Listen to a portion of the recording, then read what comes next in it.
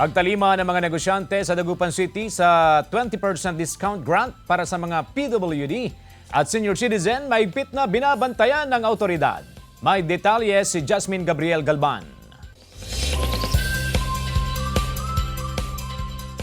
Magkatuwang ang Office of the Senior Citizens Affairs, Federation of Senior Citizens Association of the Philippines at Persons with Disability Affairs Office sa Dagupan City sa monitoring hinggil sa pagtalima ng mga negosyante sa 20% discount grant alinsunod sa Republic Act 9994 o ang Expanded Senior Citizens Act of 2010.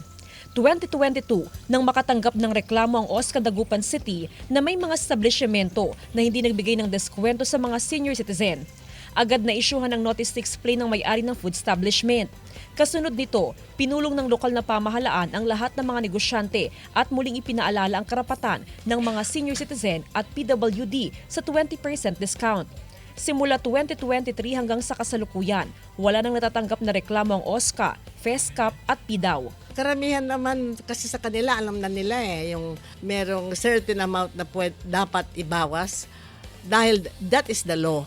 Kasunod ng kontrobersiya sa viral post tungkol sa isang coffee shop na limitado lang sa isang inumin at isang pagkain ng diskwento, ipinaliwanag ng Department of Social Welfare and Development Office Region 1 ang panuntunan sa pagbibigay diskwento sa senior citizens at PWD.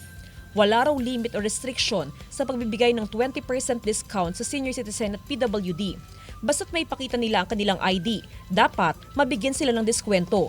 Pagdating naman sa food establishment, yung discount ng mga senior citizens kapag kakakain sila sa labas at nasa isang grupo sila, yung entitlement ng 20% discount ay mag-a-apply lamang mismo doon sa ating senior citizen na may ID.